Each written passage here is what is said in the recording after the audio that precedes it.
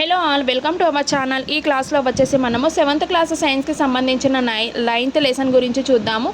Video కనుక మీకు నచ్చితే లైక్ చేయండి, షేర్ చేయండి, అలాగే సబ్స్క్రైబ్ కూడా చేయండి. అలాగే ఎవరైతే కాంపిటేటివ్ ఎగ్జామ్ టెట్ మరియు డిఎస్సికి ఎవరైతే ప్రిపేర్ అవుతున్నారో వారందరికీ ఈ వీడియోని షేర్ చేయండి. అలాగే ఈ నోట్స్ డిస్క్రిప్షన్లో ఉంటుంది, చూడండి పీడిఎఫ్. కాంతి పరావర్తనం 9th లెసన్ వచ్చేసి ఏంటి మనకు? కాంతి పరావర్తనం. పతన కిరణం. అద్దం ముక్కపై పడిన మొదటి కాంతి కిరణం ఏంటి? పతన కిరణము. పతన కిరణం అంటే ఏంటి? అద్దం ముక్కపై పడిన మొదటి కాంతి కిరణమే పతన కిరణం. పరావర్తన కిరణం వచ్చేసి అద్దం నుండి బయలుదేరిన రెండవ కిరణము. ఇక్కడ ఒక మిర్రర్ ఉందంటే ఇక్కడ నుండి ఇక్కడికి వచ్చింది ఏంటి? ఫస్ట్ పతన కిరణం. ఇక్కడ నుండి మళ్ళీ అద్దం నుండి ఇక్కడ బయలుదేరింది సెకండ్ది పరావర్తన కిరణం.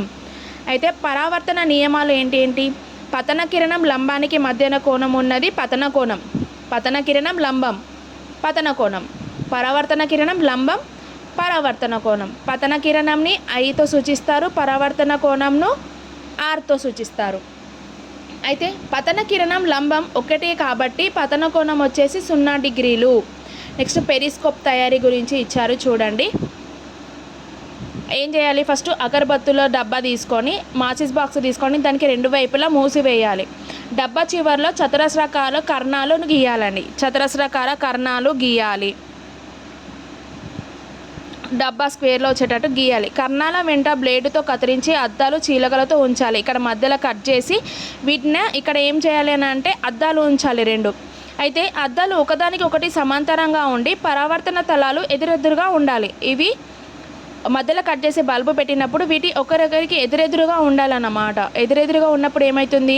డబ్బా 2 వైపులా నిలువు అంచులో ఉంటే దీర్ఘచతురస్రాకార కిటికీలు రంధ్రాలు చేసి రంధ్రాల గుండా ప్రవేశించిన కాంతి అద్దాల పరావర్తనపై పడేటట్లు జాగ్రత్తగా ఉంచాలి. ఈ డబ్బా 2 వైపులా నిలువు అంచులు ఉన్నాయి కదా, వీటిని దీర్ఘచతురస్రాకార కిటికీలు రంధ్రాలు చేసి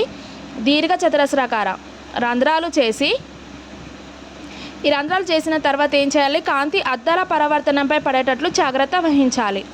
అయితే పెరిస్కోప్ యొక్క ఒక రంధ్రం గుండా చూస్తే రెండవ రంధ్రానికి ఎదురుగా ఉన్న వస్తువు కనిపిస్తుంది. ఇప్పుడు ఇక్కడ నుంచి చూస్తే ఇక్కడ ఉన్న వస్తువు మీకు కనిపిస్తుంది.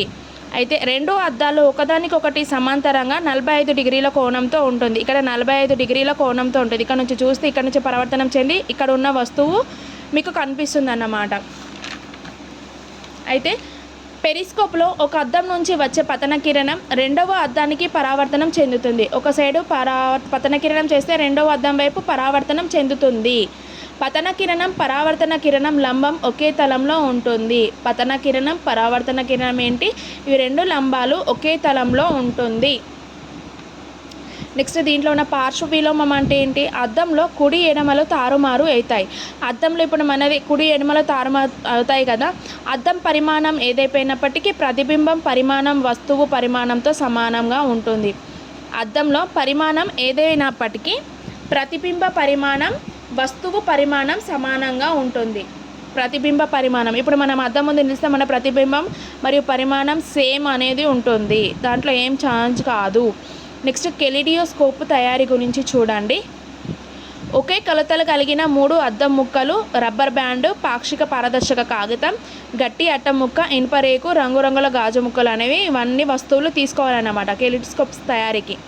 అయితే చూడండి, 3 అద్దం ముక్కలు పరావర్తన తలాలు అభిముఖంగా త్రికోణాపు గొట్టంగా అమర్చి కదలకుండా రబ్బర్ బ్యాండ్ వేయాలి. ఈ విధంగా 3 సైడ్స్ అటు ఇటు 3 సైడ్స్ వేసి దీనికి రబ్బర్ బ్యాండ్ వేయాలన్నమాట కదలకుండా.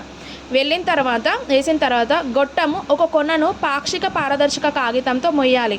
అయితే 1 సైడ్ మొత్తము ఇట్లా మొత్తం కాగితంతో మూసేయాలి. మూసివేసిన తర్వాత ఏంటి? మరొక కొనను గట్టిగా అట్టముక్కతో మూసి ఆ అట్టముక్క మధ్య భాగంలో గొట్టం లోపల చూడడానికి వీలుగా రంధ్రం చేయాలి. ఇక్కడ చిన్నగా రంధ్రం చేయాలి. మొత్తం మూసేసి ఒక సైడ్ మొత్తం ఒక హోల్ చేయాలన్నమాట. అయితే రంగురంగుల చేతి గాజుల ముక్కలను ఈ గొట్టం లోపల రంగురంగుల గాజులను వేసిన తర్వాత రంగురంగుల నమూనా కనిపిస్తుంది. అలాగే ప్రతిసారి తిప్పితే కొత్త డిజైన్ని కనిపిస్తుంది దీని లోపల చూస్తే. నెక్స్ట్ వాహనాలలో ఉపయోగించే అద్దాలు ఏంటిది అనేది చూద్దాం. వాహనాలలో ఉపయోగించే అద్దాలు ఏంటి అనేవి చూద్దాము. వాహనాలలో ఏంటి? River view mirror, side view mirror. అయితే రివర్ వ్యూ మిర్రర్ అంటే ఏంటి? ఇది వాహనానికి ముందు భాగంలో ఇరువైపులా అద్దాలు ఉంటాయి. అయితే వాహనం వెనుక పక్కన అంటే వాహనాలను ముందు భాగంలో స్పష్టంగా కనిపిస్తాయి. ఇప్పుడు వెనుక భాగంలో ఉన్న భాగాలు 2 మిర్రర్స్, ముందు భాగంలో పక్కన 2 మిర్రర్స్ ఉంటాయి కదా, దాంట్లో వెనుక వచ్చే వస్తువులు మనకు అన్నీ కనిపిస్తుంది కదా, దీన్ని ఏమంటారు? రివర్ వ్యూ మిర్రర్ అని అంటారు. నెక్స్ట్ దీనినే సమతల దర్పణం అని కూడా అంటారు. అయితే సైడ్ వ్యూ మిర్రర్ సైడ్కి ఉంటాయి కదా, వాహనం పక్కన వెనుక భాగం ఎక్కువ కనిపించడానికి ఉపయోగపడుతుంది. ఇది పెద్ద పెద్ద వాహనాన్ని చిన్న వాహనంగా కనిపిస్తుంది. దీన్ని ఏంటి? కుంభాకార దర్పణం అని కూడా అంటారు. ఇదేమో సమతల దర్పణం, ఇదేమో కుంభాకార దర్పణం అని అంటారు. అయితే పుటాకార కుంభాకార దర్పణంకి డిఫరెన్సెస్ చూద్దాము. పుటాకార దర్పణం అంటే ఏంటి? ఇది లోపలికి వంగి ఉంటుంది, ఇది బయటకు వంగి ఉంటుంది. అయితే కిరణాలను ఒక బిందువు వద్ద కేంద్రీకరిస్తుంది, ఇది కిరణాలను వెదజల్లుతుంది. అయితే నిజమైన తలకిందుగా ప్రతిబింబాలను ఏర్పిస్తుంది, ఇది క్రాస్. తలక్రిందులుగా ప్రతిబింబాలను ఏర్పరుస్తుంది, ఇది నిటారుగా ఏర్పరుస్తుంది. అయితే ప్రతిబింబం వస్తువు పరిమాణం కంటే పెద్దదిగా చిన్నదిగా ఉండవచ్చు. అంటే ప్రతిబింబం ఏంటి? ఒకటి చిన్నగా ఒకటి పెద్దదిగా ఉంటుంది. దీంట్లో ఏంటిది అని అంటే చిన్నగా ఏర్పడుతుంది. ఏంటి?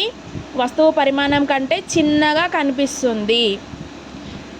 పుటాకార దర్పణంకి ఏంటి? హెడ్ లైట్స్, షేవింగ్ అద్దాలు, టార్చ్ లైట్లు ఈ విధంగా అన్నమాట. అయితే కుంభాకార దర్పణంకి రివర్ వ్యూ అద్దాలు, భద్రతా అద్దాలు ఈ విధంగా. ఇది చూడండి, ఎగ్జాంపుల్ మీకు అర్థమయ్యేటట్టు. ఒక బంతికి కొయ్యగా ఏర్పడిన చిన్న డొప్ప అంటే లోపల వైపు ఉన్నది పుటాకార దర్పణం, బయట వైపు ఉన్నది కుంభాకార దర్పణం. నెక్స్ట్ గోళాకార దర్పణం చూడండి. పుటాకార దర్పణాలు 2 ఆకారంలో ఉండి ఒక గోళంలోని భాగం వలె ఉంటుంది. ఏంటిది? కుంభాకార పుటాకార దర్పణాలు 2 ఒకే ఆకారంలో ఉండి ఒక గోళంలోని భాగం వలె ఉంటాయి. దీనిని ఏంటారు? గోళాకార దర్పణం అని అంటారు. నెక్స్ట్ ప్రతిబింబాలు ఏంటి? 2 రకాలు. ఏంటేంటి? నిజ ప్రతిబింబాలు, మిథ్యా ప్రతిబింబాలు.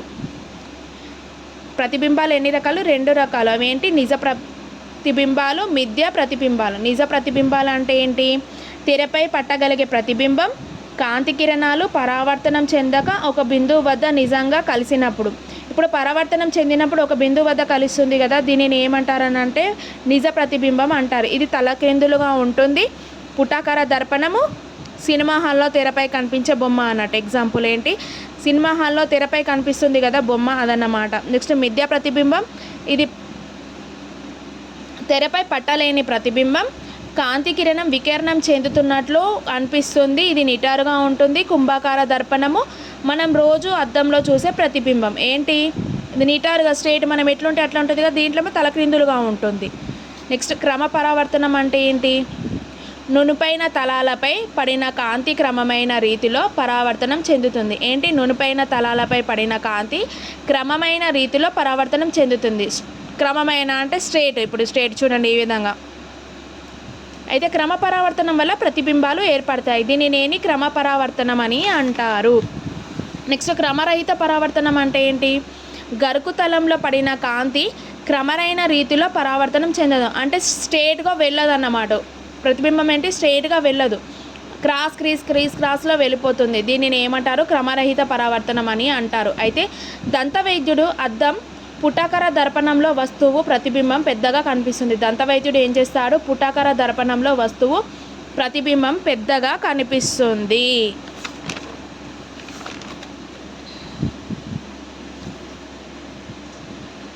ఈ విధంగా 9th లెసన్.